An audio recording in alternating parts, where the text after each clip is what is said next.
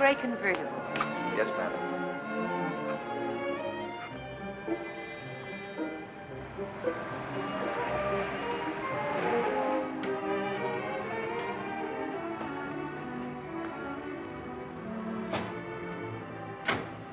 Turn off your motor, please. Come on. Close that door. What do you want? Come on, we'll talk inside. I'm the store detective. Well, I haven't time. Won't take long. Open your bag. But I don't understand. Open it, please. I'm going home. I don't want to be talked to like that. All right, if you want it this way. Harry. Yes, Mr. Hogan? I just want you to witness this. See this pin? Yes, Mr. Hogan. Okay. You have a sales slip for that pin, madam? If you have, I'll take a look at it. Come on, come on. We're wasting time. You'll have a crowd here in a minute.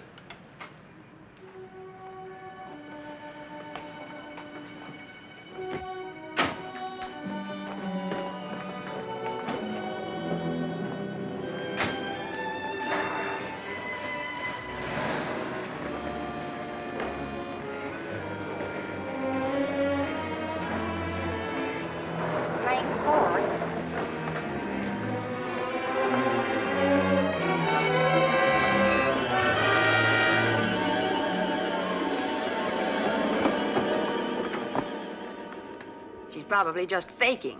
Yes, they usually pull a feint when they're caught, especially the fancy-looking ones. All right, lady. You're awake now. Let's have your name. No. I can't tell you my name. We've got the goods on you. You can't wiggle your way out of this. The sales girl here saw you do your shoplifting. I certainly did. The mermaid pin was $300. And she said she wanted something more expensive. So I turned partly to the showcase, and I could clearly see your reflection in the glass as she The took... pin was removed from your purse by Mr. Hogan here. Now, you can either give me your name and come clean with a statement, or you can save it all to tell to the police. Police? If you know what's good for you, you'll talk now. You mustn't speak, Mrs. Sutton. You're still dizzy and too weak to remember. Hey, wait a minute. What is this guy, a lawyer? Mr. Sims knows who I am. Why, yes, but I'm busy, Mr. Corvo. If this woman is a friend of yours, the best She's thing... no friend of mine. It's you I'm concerned about, Mr. Sims, and your wife, who is a client and a very dear friend of mine. I don't think she'd like all the trouble you're making for yourself. Why, you don't have to worry about me, Mr. Corvo. I'm in no trouble, I assure you. Not yet. But you're starting one of the biggest publicity messes any store ever got into. This woman whom you're badgering is Mrs. William Sutton, the wife of the distinguished psychoanalyst. Treating her like a common thief will bring more discredit on you and your store than on her. Miss Wilson, will you see if Mrs. William Sutton has an account with us? Yes, Mr. Sims. I'm sure she has. You know, your job as manager is to protect your clients as well as your store from scandal. I don't need any advice about my job, Mr. Corvo. You'll think a little differently when you see your name splashed across the front pages as the man who hounded a proud, sick woman into a nervous breakdown. Oh, she's sick now. You know she is. You've had experience. A woman as wealthy and civilized as Mrs. Sutton isn't a thief. But the pin was in her purse. It wasn't the thief who put it there. I see. You mean she's suffering from kleptomania. Dr. and Mrs. William Sutton have had a charge account with us for 5 years. I see. Yes, I see. What you see is that Mrs. Sutton is wealthy enough to buy a dozen such pins. Oh, now, look, Mr. Corvo, I don't want any trouble. Exactly It just what I happens. thought. However, we'll have to make a record of this matter and keep it on file, even if we don't report it to the authorities. Thank you very much, Mr. Sims. Oh, and I suggested you add the cost of the pin to Mrs. Sutton's bill, which will solve the immediate problem to everybody's advantage. It's now legally yours, Mrs. Sutton. You've bought it, paid for it, and are free to wear it without agitating the police.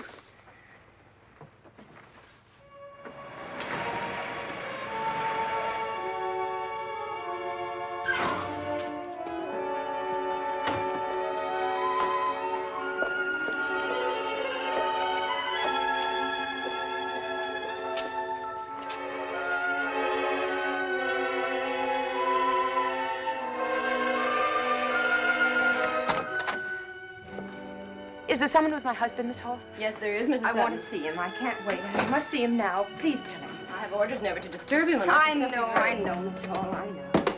Of course, if you're ill, Mrs. Take a Sutton, note or there's away. something... Just give it to him. I'll wait upstairs.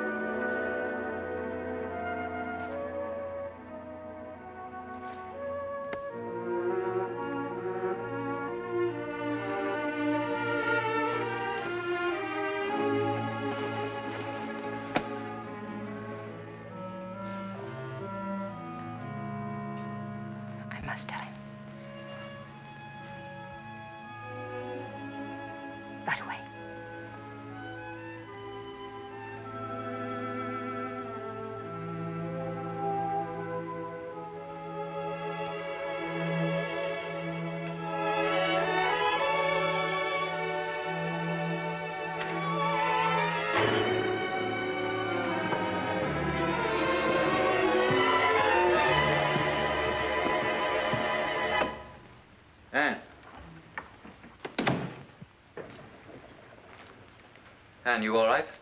Hello, darling. What's wrong, dear? Nothing, darling. Thanks. Nothing. You look terribly handsome in the middle of the day before all your chattering patients have worn you out. Miss Hall told me you came in very disturbed. She said you insisted violently that I... Oh, that's so silly, violently. Darling, I just stopped to ask her if you were busy. I wondered if you wanted to go to the concert tonight. It's Heifetz. You haven't heard any real music for such a long time. I thought it might relax you. Hall must be losing her grip on reality. I guess she's so used to my poor patience that everything sounds like hysteria to her. I'd like to skip the concert if you don't mind too much. I want to do some writing tonight. Of course not, darling. Thanks. And I'm terribly sorry you had to leave a patient like this for no reason. There's no harm done. He won't miss me. It's that young veteran I told you about. The one who won't talk? Mm-hmm. After 2 weeks, he still comes in every day. Sits down, can't talk. But why does he come to you if he won't let you help him? Oh, he will eventually. It's just that it's difficult to begin unloading fears and secrets and guilts. Poor fellow, the war was an easier conflict than the one he's in now. Oh, Bill. Struggling all day with those sick people and their wretched complexes. How you must hate them. I don't hate them, darling. I'm trying to help them. They're my job. They No, need me. your job is using your brain and finishing your book. You said so yourself. They interfere. Stop worrying about me as a frustrated genius. I'm not. I'm a busy doctor and a happy husband, an enviable combination. I wouldn't trade it for a dozen books. Oh, Bill, you're wonderful. You've always been so very wonderful to me. I just wish that... Wish what? That I could help you. If I were only brighter and you could talk to me about your scientific problems. Just stay as you are. As you've always been, healthy and adorable.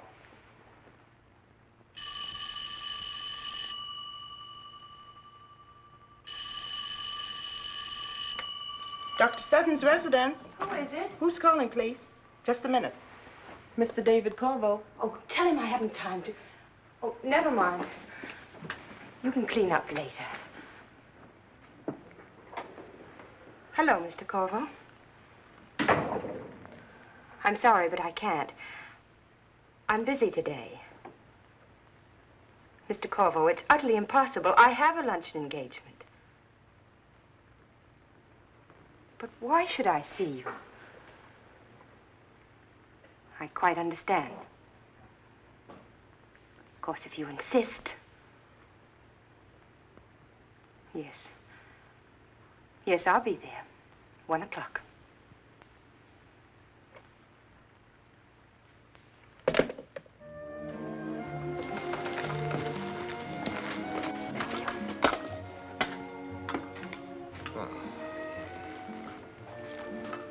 Thank you, Vincent. You were wise not to tell your husband, Mrs. Sutton. A successful marriage is usually based on what a husband and wife don't know about each other. Too frightened to eat, Mrs. Sutton? I'm not hungry. I see. Waiting for the wretched blackmailer to remove his mask and begin his blackmailing. What do you want?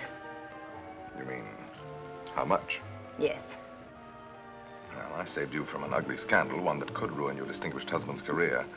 What an advertisement for a renowned psychoanalyst, married unaware to a kleptomaniac. And you are willing to pay me to keep this whimsical fact out of the newspapers? Yes. Now? Yes, now. Well, I can see that I was never cut out to be a villain. I dislike inspiring so much terror in such a lovely woman. Please don't talk to me. Yes, I forgot you're buying my silence. $5,000. Dear me, that's quite a sum considering that it's tax-free. I take it you don't intend to report this either to Uncle Sam or to your husband. Very few wives are in so fortunate a position with a bank account of their own, obviously a large one. That's all I'll pay. That's quite enough. Isn't it? You're rather disillusioning, Mrs. Sutton, for the wife of so brilliant a man as Dr. Sutton. First of all, for your stupidity in assuming that you can get rid of a blackmailer by giving him money. Secondly, and worse, by identifying me as a nasty crook. Here's your check, Mrs. Sutton. You disturbed my vanity rather deeply. I always fancied I had a fine, upright look and that an honest heart shone out of my not too splendid face. Oh, I'm joking, Mrs. Sutton. Please, Vincent here is an old friend. I wouldn't want him to think that I was an ogre that makes beautiful women cry into their soup.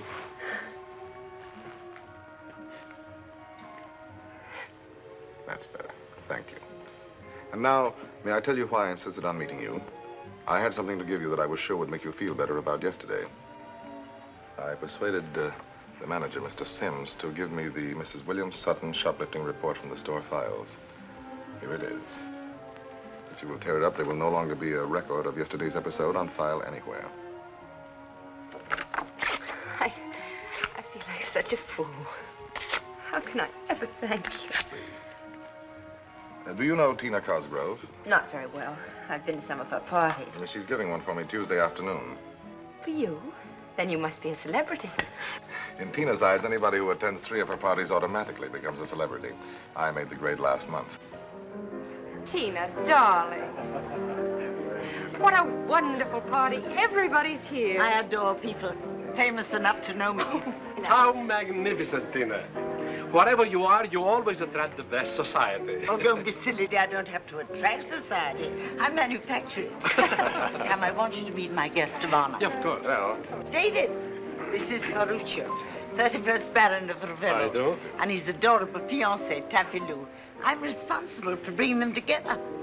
You're in the movies, Mr. Corvo. No. Mr. Corvo reads souls, guides human destinies with the aid of the stars, and makes fortunes for other people at a nominal fee. How wonderful. I have always admired fortune tellers, Mr. Corvo. I am not quite a fortune teller. He's a genius. Before you go, you must attend one of his lectures on hypnotism. Nor am I quite a hypnotist. I use a number of sciences in my experiments with the human family. For instance, you, Baron, are obviously born in November. Late November. Yes, Sagittarius. But how do you know that? You are also a hyperthyroidic type, plus a thalamus overfunctioning. And I would say from the droop of your eyelids and the overstressed tone of your speech, with a manic depressive tendency. Adding up these various informations, we get a man of violent temper suffering from fits of melancholia, who within the past year has been preoccupied with the thought of committing suicide. But how can you know? I have spoken it to nobody except my Taffy Lou. And how the stars tell you that? Not the stars, my eyes. They too are a science. The cut is only recently healed. A bad one. But this man is marvelous. You mustn't move a step from now on without consulting him. I'll arrange everything. I'll bring him to Italy for your wedding. All it will cost you is expenses for David and me in Rome. It will be a pleasure. Darling, you make us sound like a pair of pickpockets, which is unfair to one of us. Will I get you a drink, Anne? Yes, please. Arrivederci.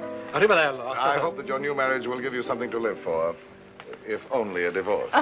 A pure canaster, boys. Now, this will help your headache. Does it show? Not much. A little squint in your eyes. How could you tell the Baron was born in November? Taffy Lou is my protege. I interviewed her just an hour before I came to the party. Very ingenious. I'm so glad you're here. You make Tina's party seem an almost human event. You're wonderfully remote from this sort of people. I want to help you, Anne. Your eyes are full of fear and tension. Have you slept? No, Not since that day? I can't sleep. Pills any help? They're no good. They don't put me to sleep. They just make me jump inside. Yes, I know. I'll have to ask Bill for some other kind. Don't. Your husband is not entirely a stupid man. If he finds out you have insomnia, he'll start looking for its cause and probably stumble on it. We don't want to disillusion him and appear like all the other twisted little customers on his analyst's couch. If I could only sleep. You need treatment. And you can't go to a doctor. Your husband would hear it at the first psychoanalytical cafe class he attended. So perhaps you will swallow your prejudice against a humble astrologer whose only medical diploma is the gratitude of his patients. Thank you. But I can't possibly become a patient of yours. You are already. The fact that I know of your kleptomania, the fact that I know that your mind is sick and threatening to get out of hand, gives me a medical position in your life, doesn't it? Yes, I suppose it does. You're relaxed with me. You don't have to exhaust yourself trying to seem normal. The serene and devoted wife who doesn't dare upset her busy husband.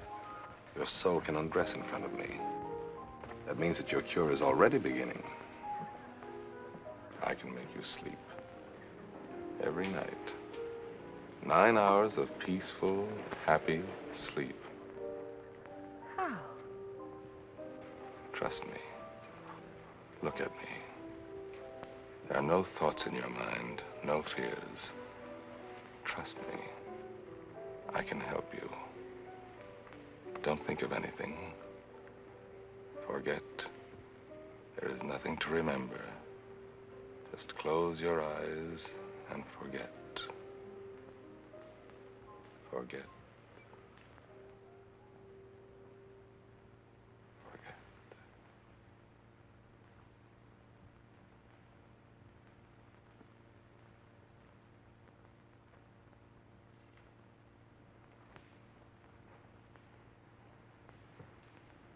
Can you hear me, Anne? Yes. You can hear only my voice. All of the sounds have faded away. You will hear only my voice until I wake you up. Yes. You must do what I say. Do you know that? Yes. Go to the window. Draw the curtains. Go to the door. Close the door. Then come back and sit down. Now, open your eyes.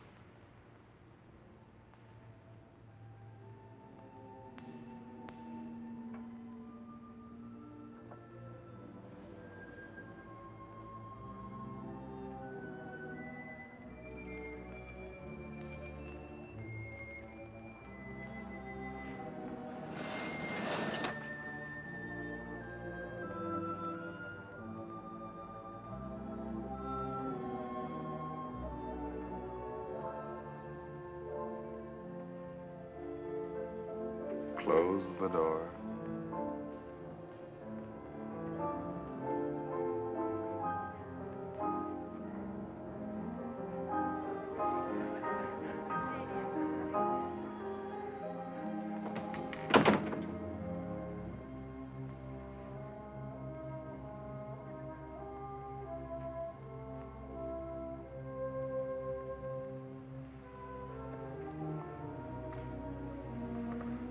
Give me your hand, Anne.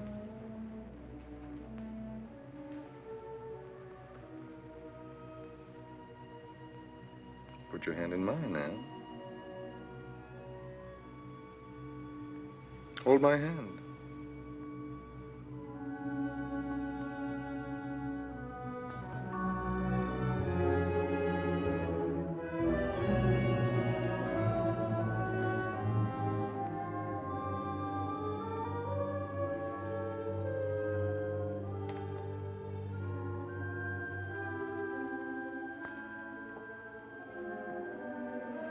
Close your eyes. I'm going to leave an order in your mind that you will obey later. Yes. Tonight at 11 o'clock, you will go to sleep. I will go to sleep. You will fall asleep at 11 o'clock tonight, and you will sleep for 9 hours. I will sleep for 9 hours. You will remember nothing that has happened here. Nothing. You will wake up slowly and pleasantly. Wake up now.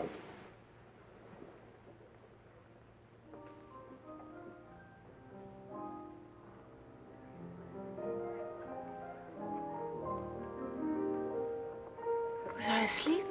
You relax for a moment. Feel better? Oh, yes. Much.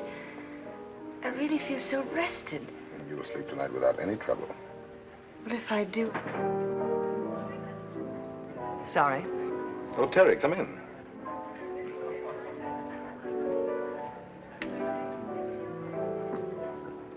Well, who was that? The woman who no longer admires me as much as she used to. Her name is Teresa Randolph. At 3 o'clock tomorrow, Anne? What about 3 o'clock tomorrow? I'll expect you then at my apartment. Your apartment? You give that simple word a wealth of sinister meaning that almost brings the Victorian era back into existence. I work at my hotel. I find it more convenient and less expensive. I'm sorry. 3 o'clock tomorrow? Yes, I'll be there. Good. Look, the 31st Baron of Ravello looks as if he may escape with all his palaces in your absence. You'd better do something about I'm it. delighted to have brought back a little of your wit, even at my expense. Ma barone, perché andate via quando subito? Prima ora, vi prego. In the meantime, I'll fix Siete up. il mio invitato favorito, bravo. How do you like that? He speaks Italian, too. Excuse me. Poor girl, simply out of her mind.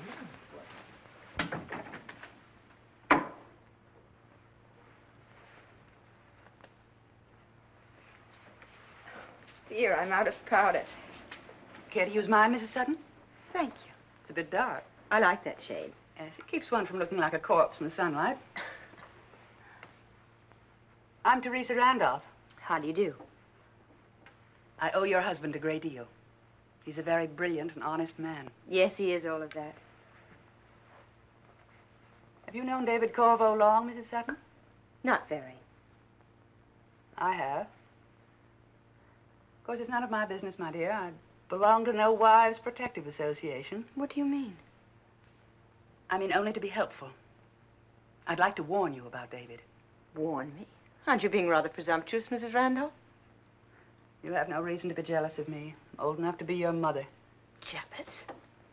He's after your money, Mrs. Sutton. And he'll get it. He'll keep after you till he has what he wants. He never stops. He's lived off women all of his life. That's contemptible. I won't listen to you. I forbid you ever to talk to me like this about David Corvo. I warn you, I won't stand for it. Girls battling over dear David in my bedroom. It's the most dramatic thing that ever happened in it.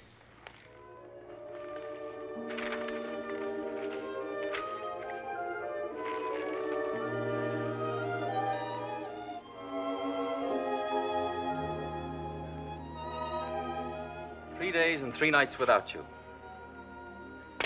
You know, that's a great sacrifice to make for psychiatry. Would you like me to go along, Bill? I love San Francisco. Oh, it would bore you to death. Afternoon and evening sessions. I wouldn't go myself if I weren't slated for one of the main discussions. Of course you must go. I'll be lonely. Very proud of you. Oh, darling, I'm all greasy. A minor handicap. Did you have a good time at the Cosgrove party this afternoon? Yes, very nice. Oh, I'm glad. Who was there? Oh, the usual people. You know, the greatest kick I get when we go to a party together is when people stare at you and say, "Who is that lovely girl?" "Why, that's Dr. Sutton's wife. She's very devoted to him." My head swells up like a balloon. Thanks, darling. Oh, I'm terribly sleepy. What time is it? Just 11. I'm sorry, but I've got to sleep. I'll put out the light in just a minute. Well, my sleeping beauty. Take off your robe and slippers. Hey.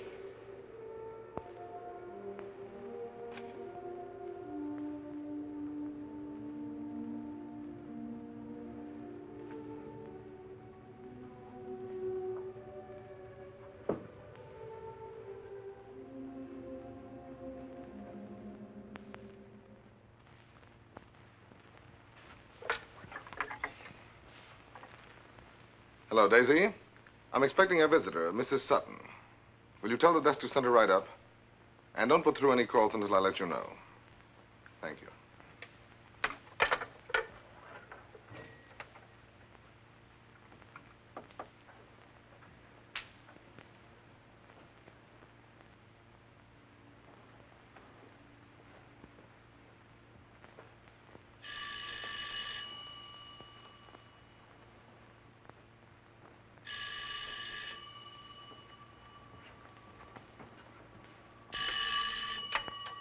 Now, Daisy, I told you I didn't want to be disturbed. Palm Springs. All right, put it through. Oh, Terry, I was wondering who could be in Palm Springs on a Wednesday. No, I told you I'd have the money for you by the 1st. You're not going to get a chance to exercise your new martyr complex and ruin both of us. You're going to pay every dollar you owe to your loving daughter and live on as an honest woman. My dear old ex-adored, I don't think it's any of your stupid business just where I get the money or how. Yes, granted I'm an oily rascal. Yes, I agree. A liar, a swindler, and what was that last one? Oh, yes, without a trace of human conscience. Very good. You're in top form today, Terry. Almost makes me lonesome for your faded charms.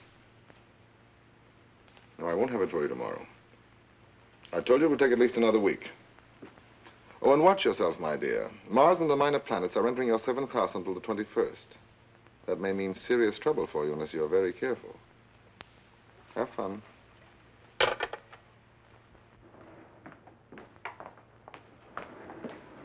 Mr. Corvo in? Mrs. Sutton? Yes. Please go right up. Apartment 9B. Where's the house telephone? Right over there, but Mr. Corvo is expecting you. Thank you. Apartment 9B, please.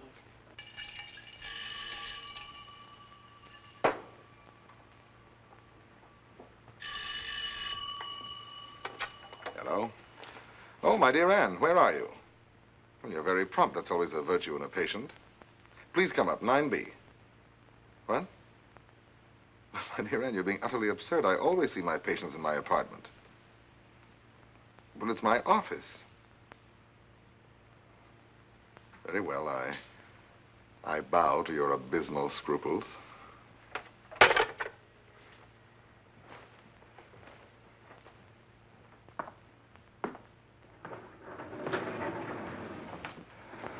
Hello, my dear. May I say that your conduct is a bit disturbing to a man of integrity? I'm sorry to disturb you. I do not surround my work with the impressive gadgets favored by your husband and his fellow professors, such as downy couches and recording machines. But my professional ethics, unorthodox as they may be, do not include practicing medicine in a lobby. Isn't there a bar or grill open? Forgive me for my lack of understanding. It's not me you're afraid of, but yourself. Relax. Let's go in here and you'll be safe from any unwifely impulses. You're a bit smug. And rather stupid, Mr. Corvo. Indignation in a patient is always a sign of progress. However, as your doctor, may I call attention to the illogic of your behavior? How much better to sit unnoticed in my apartment than to squat here and be seen by everybody, holding an alcoholic rendezvous with a man. You make me feel very young. I haven't heard that seductive line since my college days. Were they happy days? Yes. Happier than now? I know you, Anne, better than you know yourself. You're unhappy. You're miserable. You've locked yourself away in a characterization, the serene and devoted wife. That play acting is destroying you. You know, you make me ashamed to be here. Why? Because I should have gone to my husband, not to you. Your husband can't cure you, Anne. He's the one who made you sick. That's nonsense. You mustn't be afraid of what you want. It's better than stealing. Better than exploding with neuroses. You misunderstand me. I'm not looking for a love affair. Vincent, afraid of being plied with liquor? I'll have a martini. 2 martinis, Vincent. Yes, Mr. Corvo. Did you sleep last night? Yes. 9 hours. I woke up this morning absolutely a new woman. As if there were nothing wrong with me. I should think that would inspire a little trust toward your doctor. May I be frank? Please. I heard things about you yesterday which may or may not be true. From Mrs. Randolph, a former patient of mine who has transferred her hallucinations to your husband's office. Hardly a sound source of information. Possibly not. But I'm grown up enough to know your technique. You have a talent for making a woman feel close and dependent on you. I can release you from a torture chamber called Mrs. William Sutton. I'm afraid you're wasting your time. Sit down, please. I understand you completely. You adore your husband, and you want me in your life only as a man who can put you to sleep, rather than wake you up. Yes, and I'll pay you. $50 for each treatment, and I'll come every day. Where do you want your treatments? Here in a bar room? Why not? Terry Randolph can be quite a nuisance. Will you give me her address? I feel awful about the way I talk to her. I think I should write her a note. Call her up. Right now. Tell her you've taken her warnings to heart and you intend to use me only as a doctor. At a distance of 4 paces. What's her telephone number? The switchboard girl will get her for you. Thanks. Daisy? Please, will you get me Mrs. Teresa Randolph on the phone?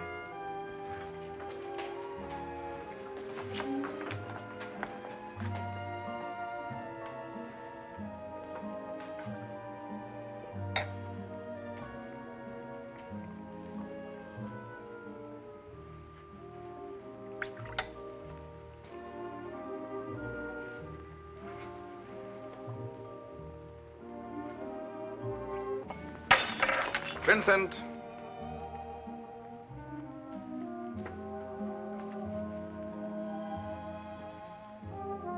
Vincent. There's a small accident. Clean that up quickly and bring us 2 more martinis, will you? Right away.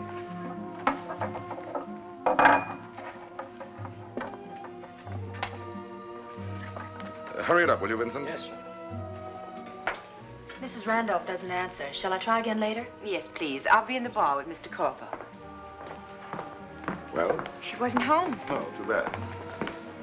Finish your drink. Relax, and we'll begin our treatment.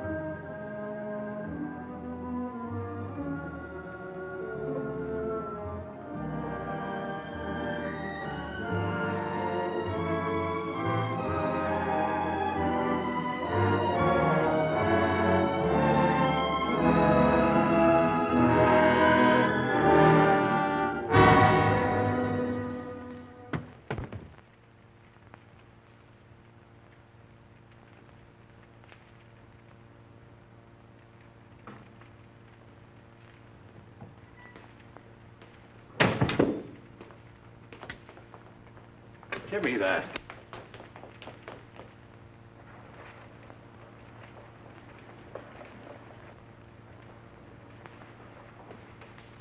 Dead?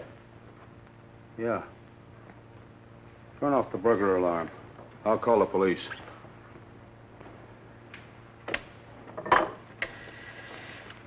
Operator, police department, please.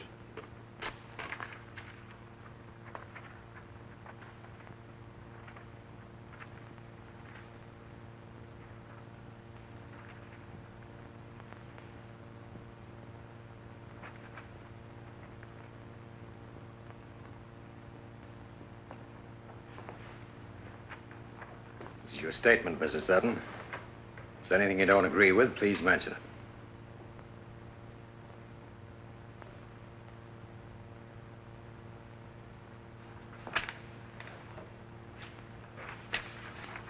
Formal statement given by Ann Sutton, resident of Westwood, California.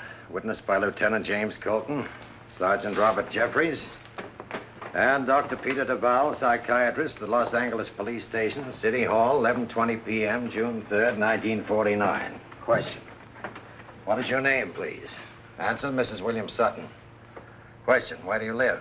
Answer, 725 Willow Drive. Question. What time did you leave your house this evening? Answer, I don't remember. Question. Now, will you tell us why you went to Mrs. Teresa Randolph's house? Answer, I don't know. Now, Mrs. Sutton, will you please tell us how did you get into the house? That is, the home of Mrs. Randolph. Answer, I don't remember. Question. Do you know that Mrs. Randolph was strangled to death between the hours of 9 and 10 o'clock tonight? Answer, yes, I know. Do you admit, Mrs. Sutton, that the scarf found around Mrs. Randolph's neck, now displayed before you, is yours? Answer, yes, it is my scarf. Question. This pin with the clasp broken was found on the floor near the murdered body. Did you drop it while you were strangling Teresa Randolph? Answer, I don't know. Question. Had you any reason for hating Mrs. Randolph? Answer, yes. That's not true. I didn't hate her. But you said you did. I heard you. I couldn't have. I don't remember going there, I tell you. I couldn't have done it. I couldn't.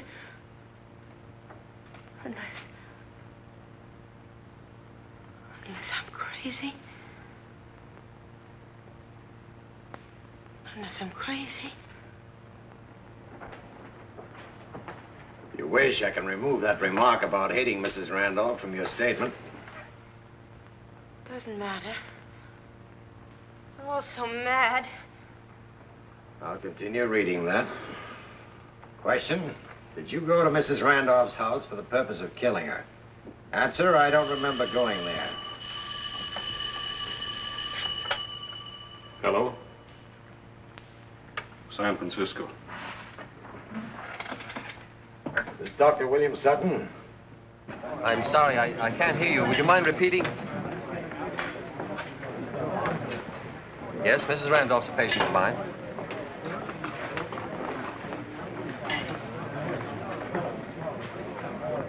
What?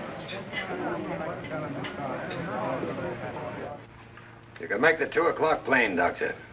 I'd appreciate it if you'd come right to my office at City Hall. He'll be here pretty soon. You didn't have to tell him like that over the telephone. He'll think... What'll he think, Mrs. Sutton? that I did it. That I killed her. You wish to state now that you didn't, Mrs. Sutton? I don't know. I don't know what happened. I can't remember anything. I'm dreaming all this.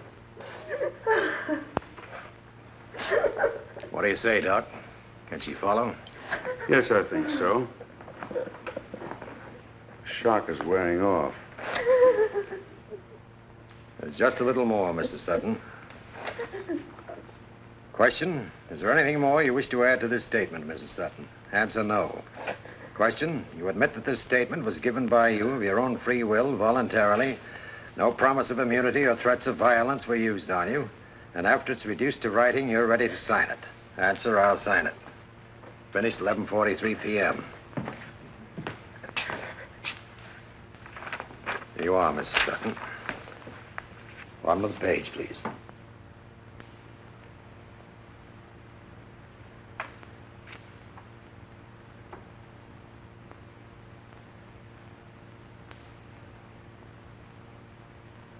Yep. All right, Bob. Let's go.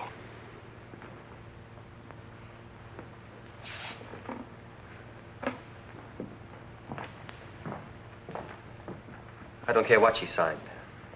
She's not guilty of murder. I put it in the open, Doctor, because I'd like to ask you some questions that might clear things up for both of us.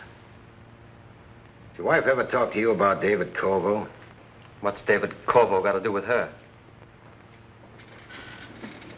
Dr. Sutton, I know this is tough for you, but you're entitled to know all the facts. Your wife was tied up with David Corvo kind of intimately.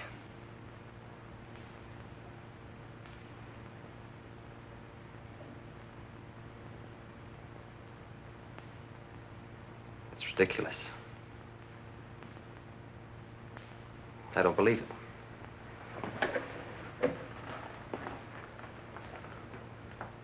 I refuse to listen to that kind of talk about my wife. I'd listen if I were you. It's part of the case against her. You can't tell me my wife and David... Sorry, Doctor, to rub it in, but we have witnesses to their relation. The staff at Corvo's hotel.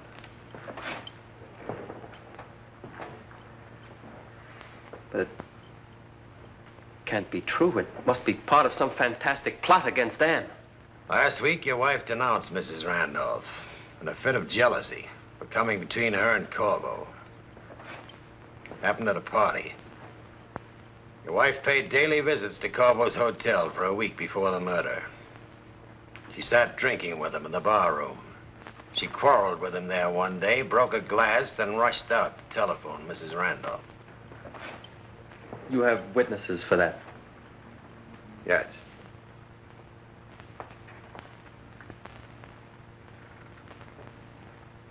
When can I talk to my wife? Now, if you want to. She's waiting in Dr. DeVal's office. Get her, will you, Bob? You understand? It'll have to be in front of me. If I could have 10 minutes alone with her. Sorry, police regulations. But we'll stay out of your way. We're not trying to throw any curves in this case, Doctor. Isn't necessary.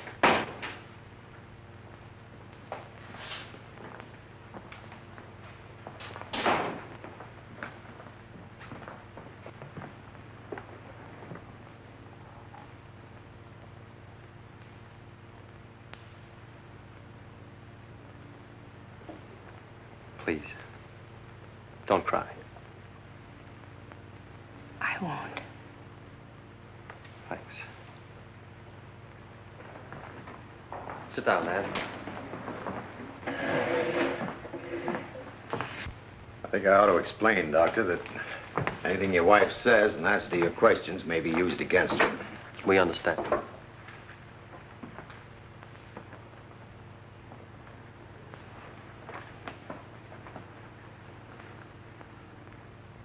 Bill, there's something wrong with me.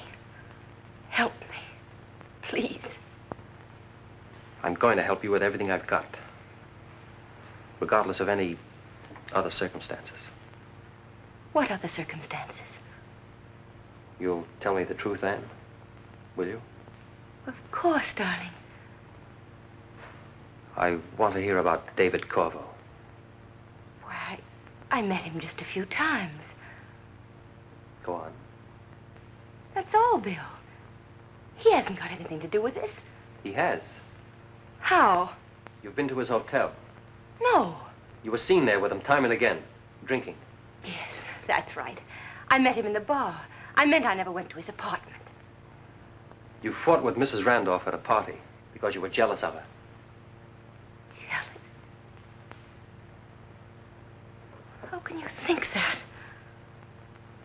Do you love him, Anne?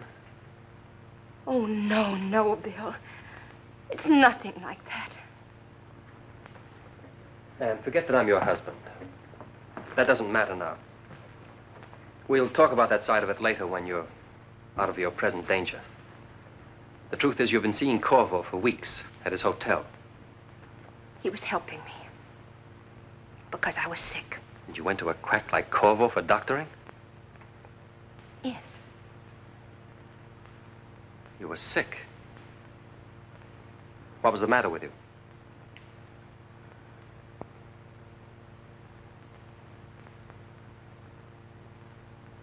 And how did it start? How did you meet him?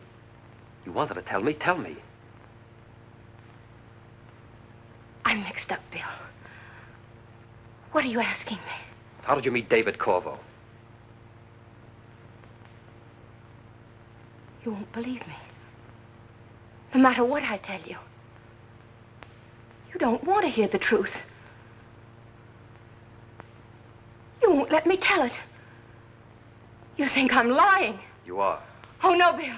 Does this cheap parasite mean this much to you that He you're willing to means wreck nothing. everything to cover up for him? Cover up for him? How? You saw him there. You saw him kill her. You're trying to protect him. Oh, no, Bill. I didn't see him. You don't believe me.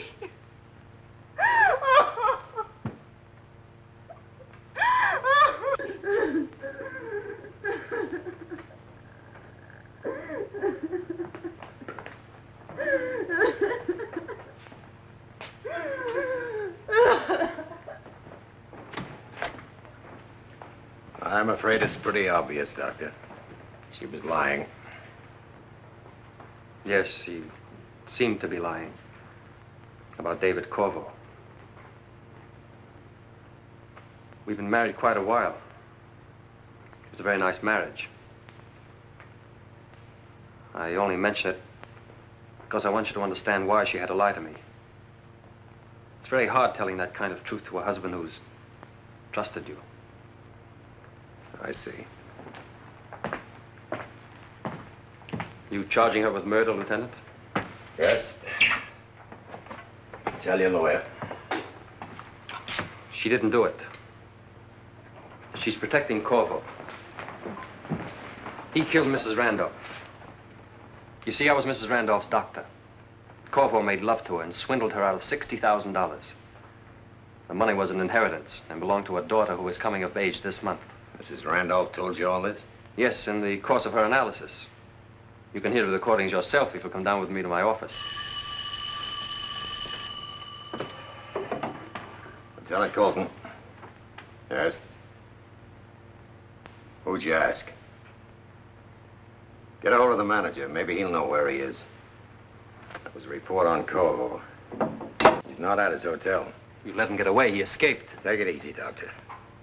If you have any facts, I'll be glad to hear them. But he's gotten away, I tell you. Facts, Doctor. You say that Corvo and Mrs. Randolph together stole $60,000 of her daughter's money. Yes. I advised Mrs. Randolph to tell her daughter the truth. And to take David Corvo into court and face the whole rotten mess is the only way she could keep her health. She agreed. She saw Corvo and gave him a week to return the money before taking action. He beat her up and threatened to kill her. But she was determined to go through with it. She was going to notify her daughter and a lawyer on Monday. Corvo killed her to keep from going to jail as a swindler. Hold it a minute.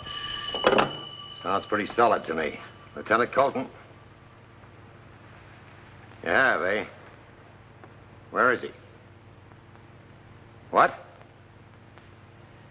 Okay, get over there. I'll be right with you.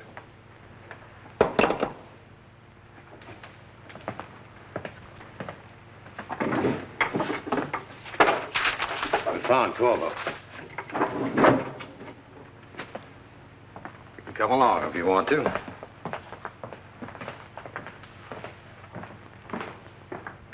In here, Lieutenant.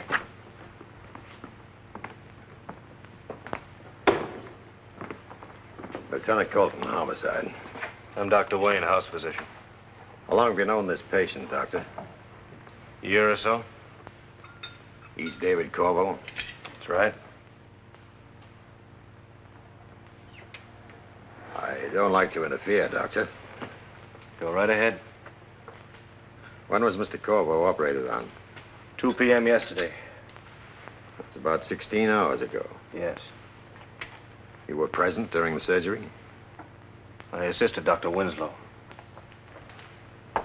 What surgery was done? Gallbladder removal. How is he? He'll be all right. Let it go too long, they usually do. I advised him 6 months ago. May I look at the chart? You're Dr. Sutton, aren't you? Yes. Thought I recognized you. You've doctored the chart, Miss Elliott.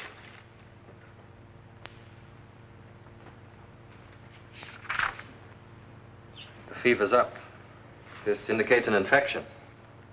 Yes, went up at night. Had to do a lot of sewing inside. It may be a stitch infection. Penicillin ought to bring that temperature down. A few hours. What's he getting? Saline solution intravenous. He's kind of weak, lost a lot of blood. Can't take food or water for 2 days.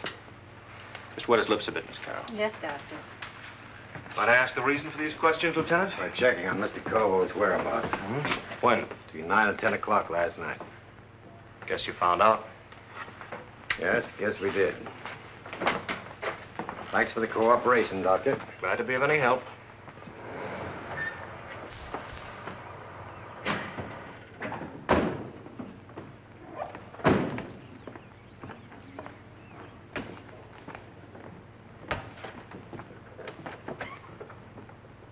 There's something wrong with it. There's something wrong about what we saw at that hospital. I know how you feel, Doctor. I've had theories blow up in my face kind of often. Forget about Corvo and get a lawyer for my wife if I were you. It's not a theory, Lieutenant. You'll hear facts. I didn't tell you half of them. I don't care how, when, or why, but it's Corvo.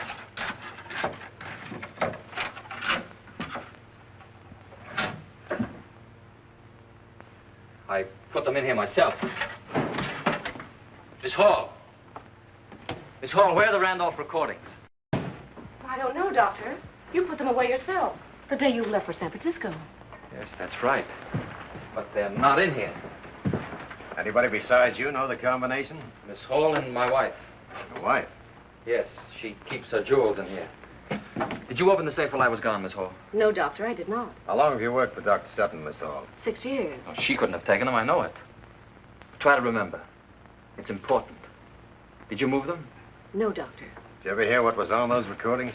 No. I never heard any of the recordings. Dr. Sutton ever tell you what was on them? No. Doctor never discusses his patients with me. You think I made it up? You think there are no recordings? I'm not lying, Lieutenant. You've got to believe me. Well, maybe they'll turn up. I'd like to see the rest of the house, Doctor, if you don't mind. Save me coming back.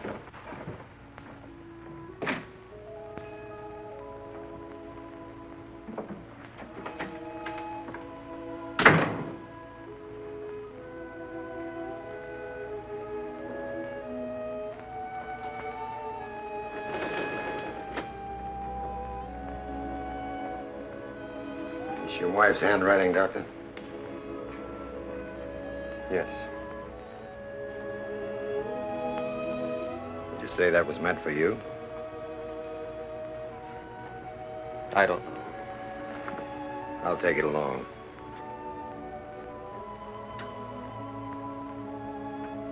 You better get yourself some sleep. I'll give you a ring if I turn up anything new.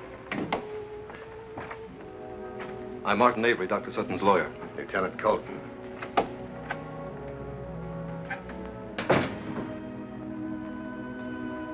Bill, you know how I feel. Anne is like a sister to me. I've just seen her. I'm your friend as well as your lawyer, Bill. Situation may change, but right now, well, it's bad, Bill, very bad. There's no use beating around the bush. Anne is not responsible. That's our only and best defense, insanity. The man Corvo drove her crazy. We can prove this, both medically and legally. Bill, I know what a shock it must be to have found out this thing about Anne. Yes, it's a shock if it's true. I'm afraid it is, Bill. Of course, there's several angles to it. She may not be guilty of the actual murder. She may have seen Corvo do the thing and is trying to protect him. Not much difference. Or she may have been taking treatments from the man. The fellow's a hypnotist among his other shady practices. He may have hypnotized her, given her a suggestion to kill the woman. Can't make anyone act under hypnosis contrary to their strong religious or moral convictions.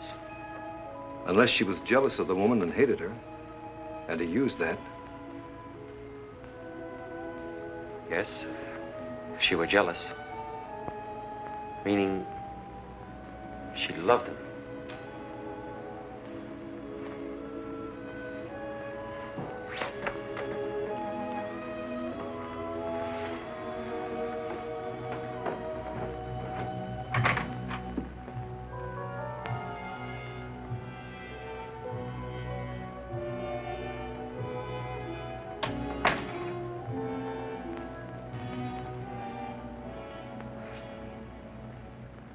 Sit down, Dr. Sutton. I'll try not to doze off if you want to talk to me, Dr. Sutton. My fever's down, back to 101, I think. I'd give a lot for a sip of water. Please sit down. Easier for me to talk to you. Police still holding Anne? Yes. Stupid. Arresting an innocent woman. Medical chart meet with your approval, Dr. Sutton? You were in great pain last night. The notation of an oversensitive nurse. A few spasms. Does Anne know I'm here? I don't know. I meant to call her this morning until I read the papers. Rather, the nurse read them to me. My eyes aren't focusing yet. Typical police bungling the whole thing. Anne isn't guilty. What makes you certain? The motive, jealousy. Completely stupid. Anne wasn't jealous. Just a few days ago in my apartment, we discussed Terry Randolph thoroughly. My wife was never in your apartment. If you insist. What was said by you and my wife about Mrs. Randolph? Wherever it was said. I told Anne I was through with Terry, and she believed me. A man of experience always knows when a woman believes him. She was all over her jealousy. Sorry. It's hard to think. Full of drugs. Shouldn't have said that to you. Why not? Wrong to tell things to a husband. What are you telling me? Say it.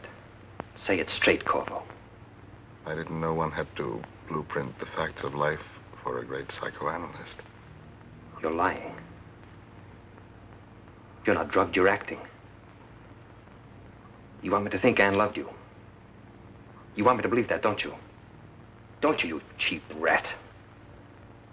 Your bedside manner is a little odd, even for a psychoanalyst. Poor Anne in jail, in real danger, and you bellowing with wounded vanity. If you can rid yourself of some of your husbandly egomania, maybe we can both help save her.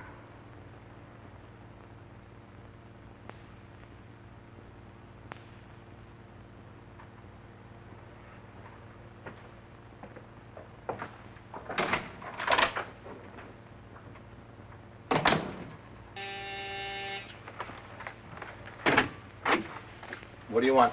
I'm Dr. Sutton. I was told Lieutenant Colton was here. You'll have to wait downstairs. Let him in, Andy.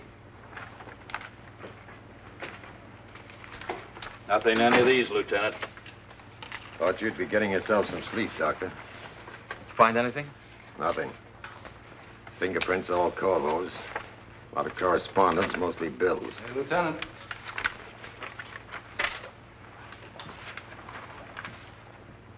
Finally got a bite, Lieutenant.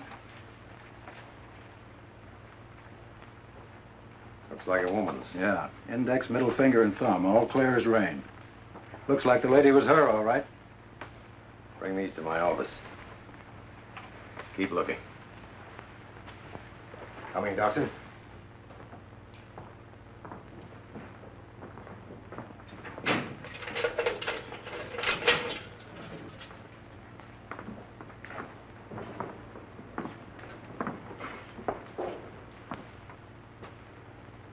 Hello, Anne.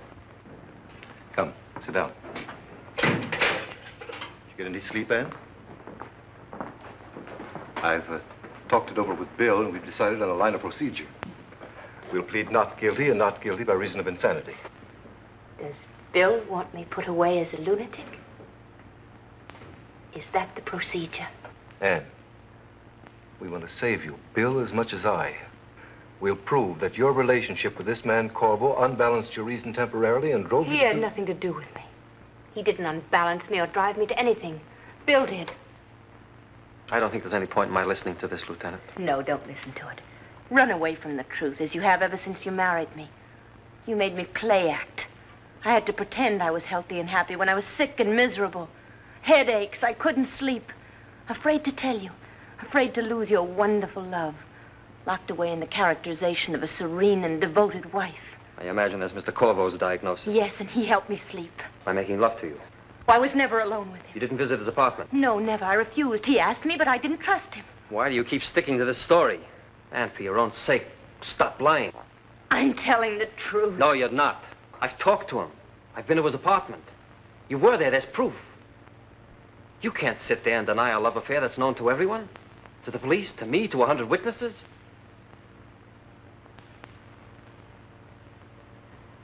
You've made your choice. You don't want my help.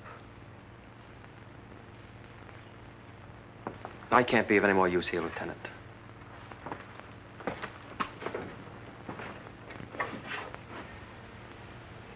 I'm sorry, Anne. He'll be back. No. He's gone. He hates me now.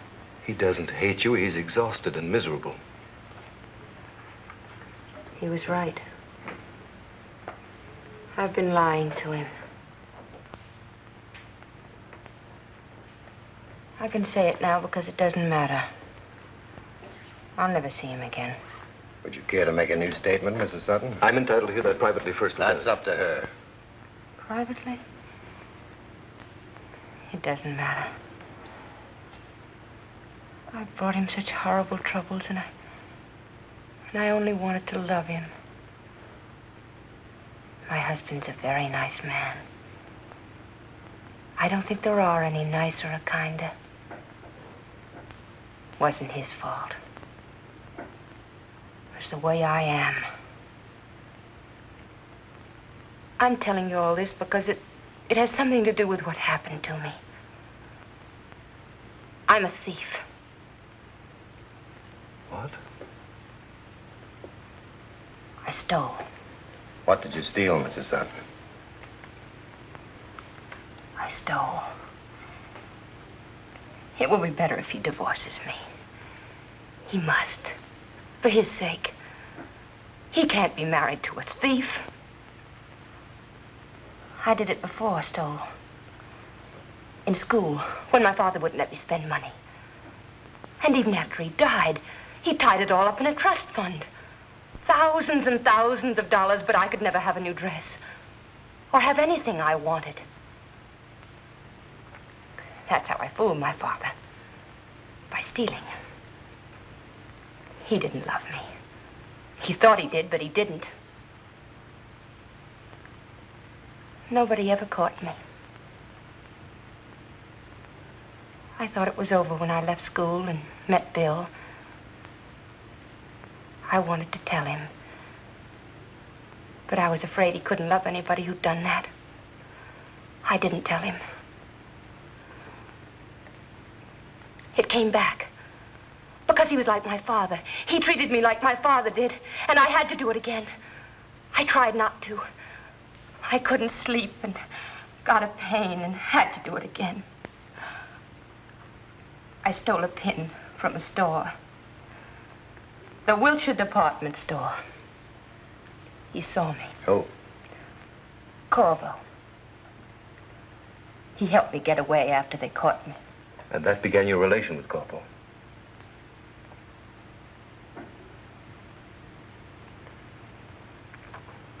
I've told it. Is there anything you wish to add, Mrs. Sutton?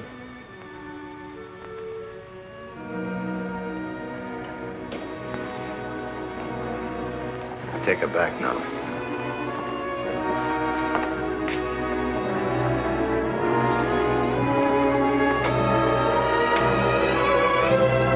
Well, Doc? I don't know. She may be telling the truth. Or she may be laying a foundation for an insanity plea. She's telling the truth. And that gives us our first link in Corvo's hold over her. Blackmail. Quite a peculiar customer, this Corvo.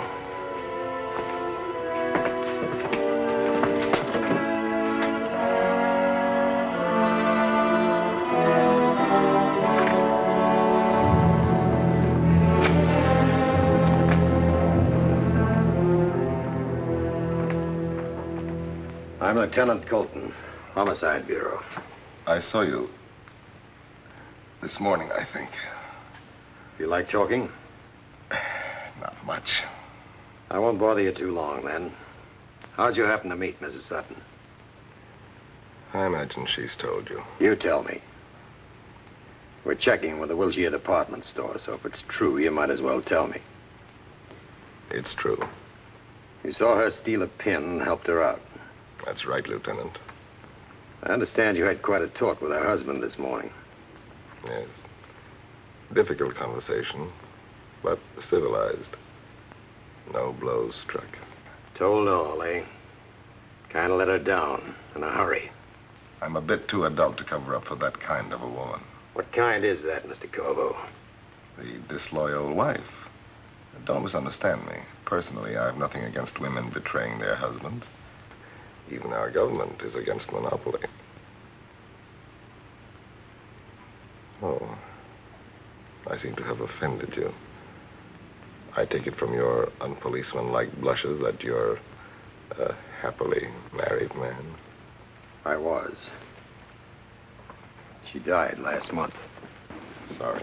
Gallbladder operation like yours. Only it didn't turn out so well. From a lot of angles. That operation of yours saved you a lot of trouble. In what way, Lieutenant? You'd have made a pretty good suspect. Better than poor Anne? Much. I'll talk it over with you sometime when you're feeling better. Just a minute. You've made a rather startling accusation, Lieutenant. It's not fair to leave on that. Well, we hear you extorted $60,000 from Mrs. Randolph. She was threatening to pull you into court to get it back. You beat up Mrs. Randolph, threatened to kill her if she exposed you as a trimmer. She died just in time for you to miss that.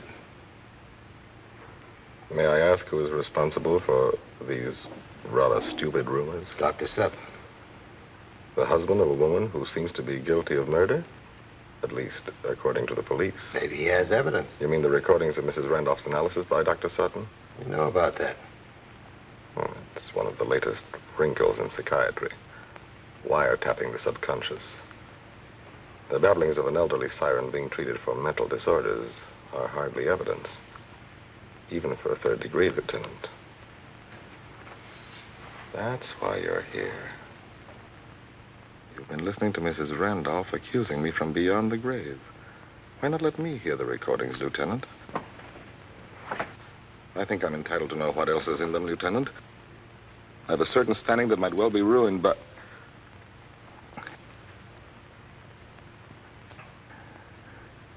What else is in them, Lieutenant? I'll tell you some other time.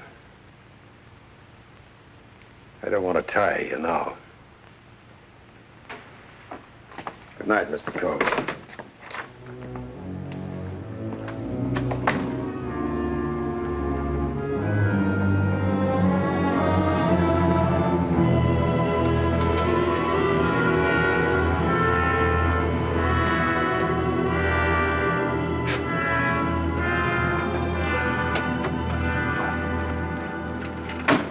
I had to see you, Lieutenant. They told me you'd gone home. I was going to turn in for a while. I'd advise you to go home and do the same. Oh, but this is important. All right. Come on in.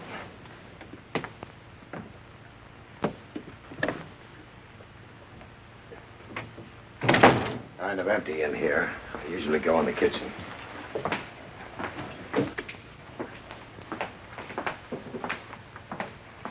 This afternoon, after I walked out on Anne, I began to think. You know, it's curious when a husband can ignore 8 years of devotion when a tiny suspicion flies into his heart. Yes, it's tough when it happens, Doc. But it didn't happen, Lieutenant. That's the first sane thought that's come to me since this thing started. A woman like Anne doesn't change suddenly. Some fingerprints and a few odd circumstances can't wipe out a woman's heart and character as if they'd never existed. It's hard for a man to believe that his wife... But I'm not believing it, Lieutenant. I've got the key to the whole thing now, and I want you to listen with an open mind. All right. We'll talk it over if you insist. I'll make some coffee. You saw me behave like a blind idiot this afternoon. I'm supposed to have a brain, a training, a science for helping people. And I've been sounding off like a subhuman, attacking a woman that's consciously never done a wrong thing. You've got to believe me. I'm listening. This morning, when we found the recordings gone from my office, I knew who had taken them. I couldn't bear to tell you, but I knew. Anne. No one else could have taken them. I didn't tell you because it meant she had stolen them to protect Corvo. Consciously stolen them for him. That's what I thought. All the more reason for thinking so now, Doctor. She's admitted being a thief. But that's the whole point. Avery told me what she'd said after I'd left. Her kleptomania. It's probably a neurosis from her childhood. I'm not sure before I talk to her, and it'll take time to straighten her out. But now that I know, well, I've got lots of time. Nothing but time as soon as she gets home. But getting home is something I wouldn't bank on too much, Doctor. He couldn't make her steal under hypnosis unless she was already a thief. And that's how it happened. He made her steal the records and go to Mrs. Randolph's house under hypnosis and be found there with a dead woman when the police came in. That would make a good line of defense if you could figure out who did the killing. Corvo. Wait a minute, Doctor. I've been willing to go along with you, but his alibi's solid. I tell you it was Corvo. You're butting your head against a stone wall. I don't like him either, but he's accounted for. You saw him. He's not accounted for. His alibi stinks to high heaven. Here, I brought this out of my files for you. It's a UP story on the Hamburg dateline, December 10th, 1948. Absolutely authenticated. Dr. Theodore Herr, a surgeon, operated on himself under self-hypnosis. Removed his appendix in an operation that took 4.5 hours. He got up off the operating table and went to work for the rest of the day. No pain, no shock. I can't go along with this, Doctor. I'm sorry. I tell you, that's what happened. Corvo hypnotized himself and slipped out of the hospital at 8 o'clock and went off and killed Mrs. Randolph as he threatened to do. Then he came back. His fever was up to 104. The chart showed a sudden rise, remember? You're not helping your wife any with these loony theories, Doctor. I happen to know what a gallbladder operation is like. Look, Lieutenant, I'd like one favor. Can't do people favors in a murder case. Anne can solve the case for you. Okay, I'll let her work on it tomorrow. The solution is hidden in her brain, and I can bring it out. Let me take her to Mrs. Randolph's house where she was found.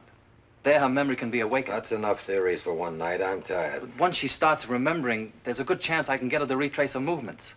Tell us where she took the recordings. Tell us Corvo's orders given under hypnosis. It can be done, I tell you. Not by me. I have to do things my own way. Look, Lieutenant, this is a special case. My wife... Doctor? There's nothing special about your wife any more than anybody else that gets mixed up in a murder case. I've given you all the breaks I can. It means nothing to you, what I've been saying. Not a thing. You won't take us there for 1 hour. No chance. I'm not going to make a fool of myself in this case, listening to a punchy psychoanalyst.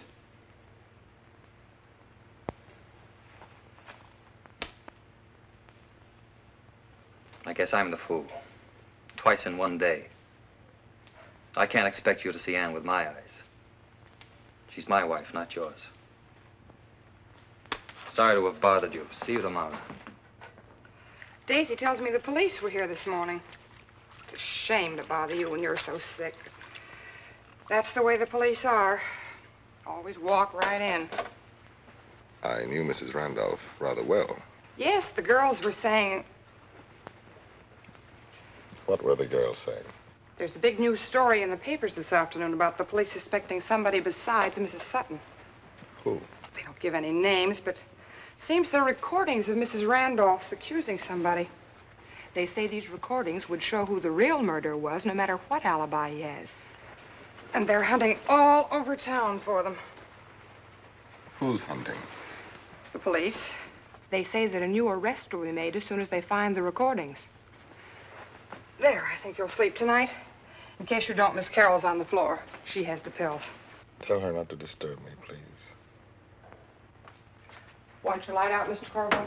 Yes, I just want to sleep.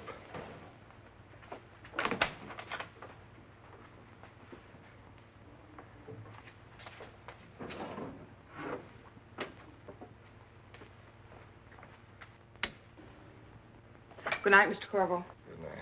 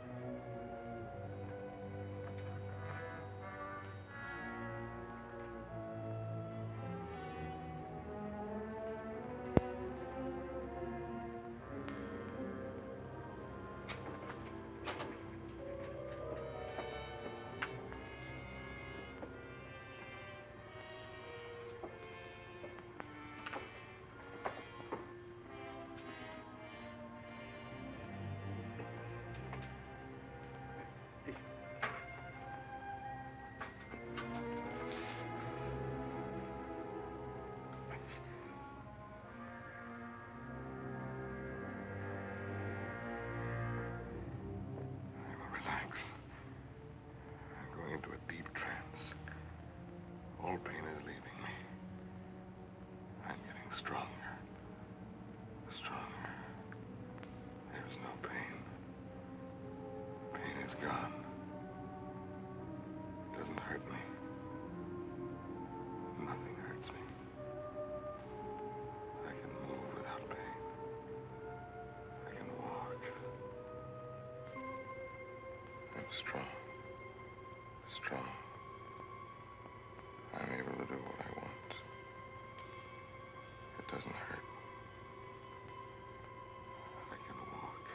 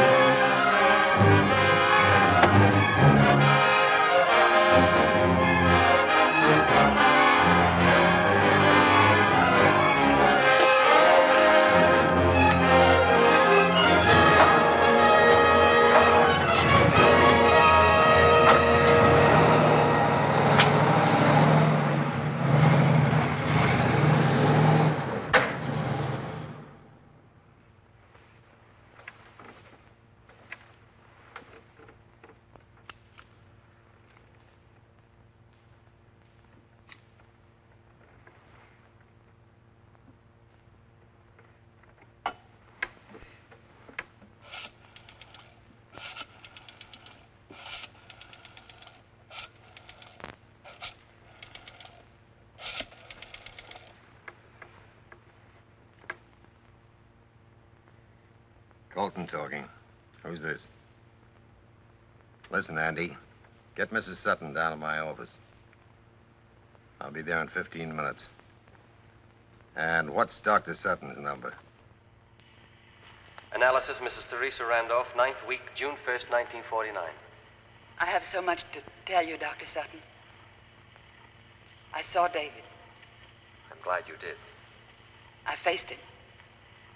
He insisted on meeting me at the Green Star Motel. We used to meet there at the beginning.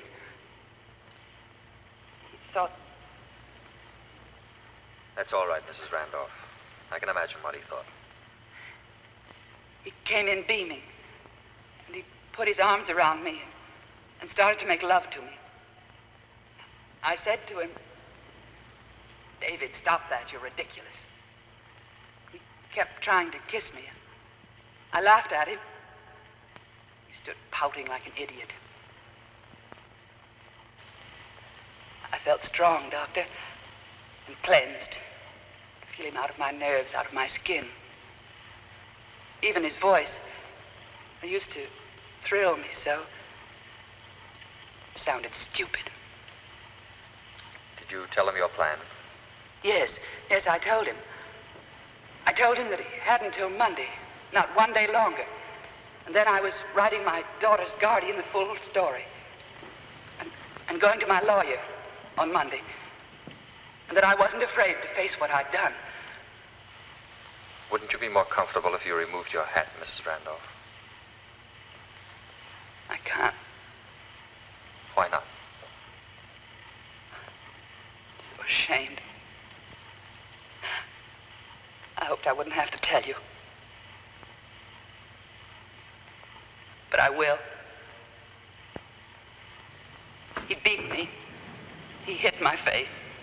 The hat hides the bruises. He beat me and he said he'd kill me before Monday unless I changed my mind. The motel owner really saved my life.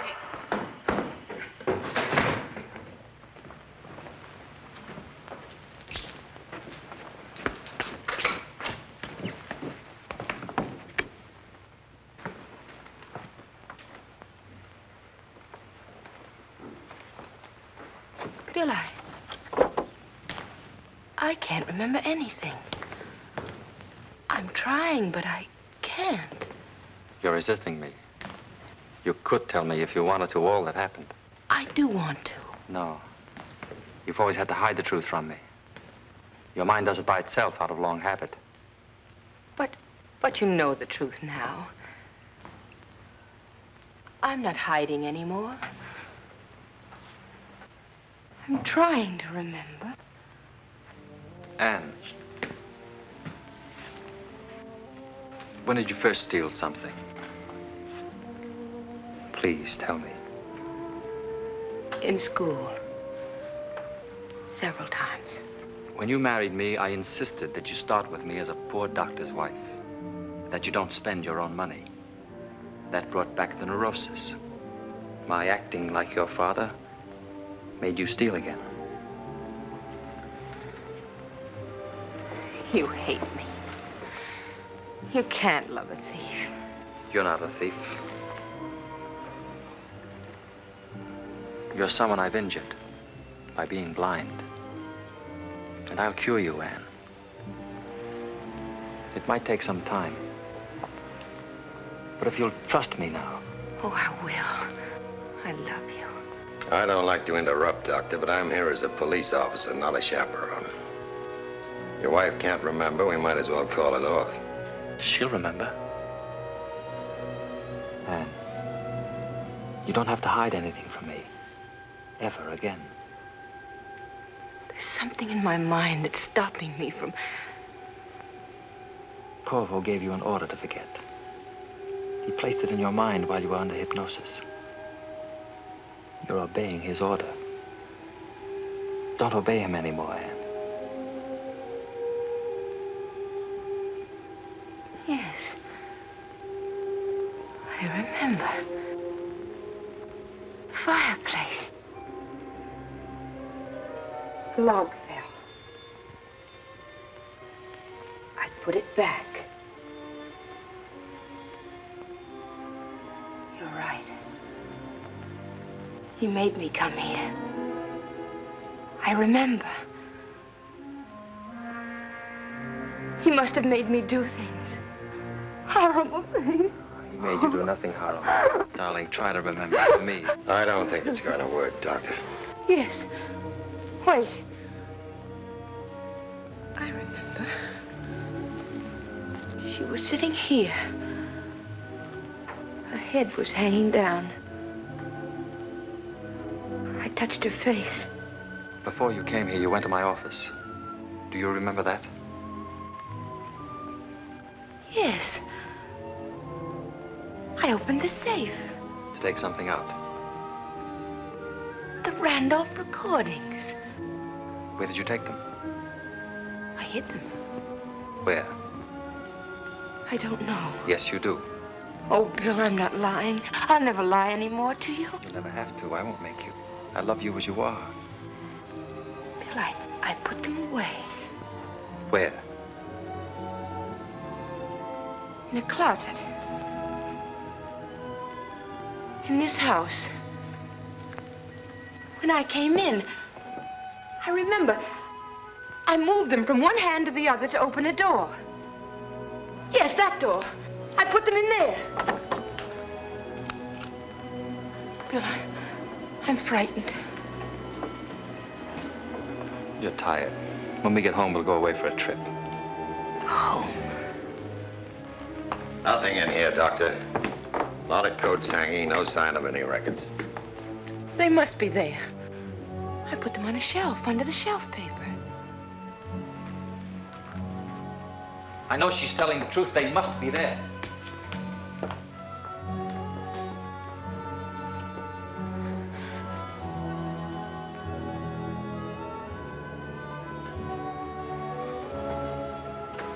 Don't move, Anne. When they come back, tell them the records are upstairs in one of the upstairs bedrooms. I can get away if you do that. Otherwise, I shall have to shoot. Please believe what I'm saying. And don't rely on my sanity. Send them upstairs. If I get away, no one will be killed. Anne, the records are not in the closet. I want you to try remembering again. Your wife looks tired, Doctor. We can come back tomorrow. Her memory's working now. It'll work just as well in the morning. Yes, tomorrow.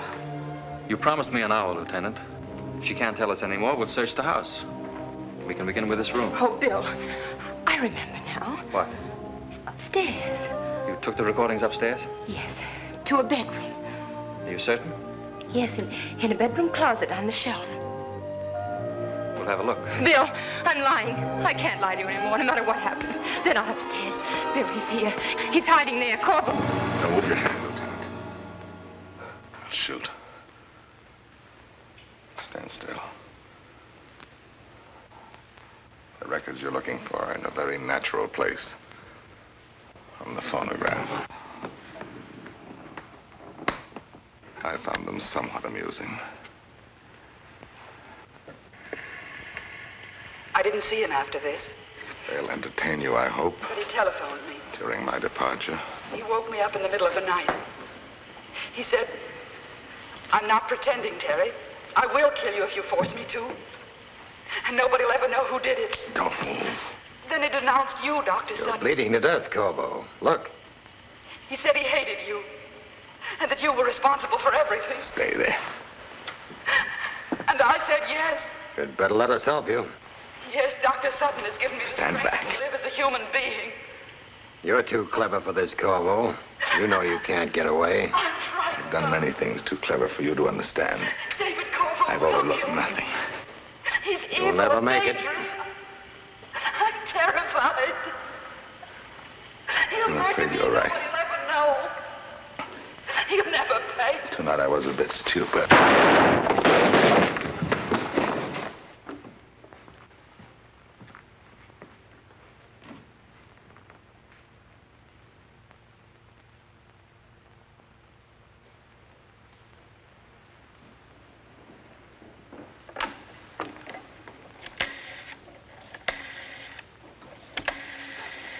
There. I'll pass Mrs. Sutton over to your custody, Doctor. Emergency desk, please. Nice to have a wife come home to you. Hello, Lieutenant Colton speaking. Send an ambulance to 1400 Canyon Drive to pick up a body.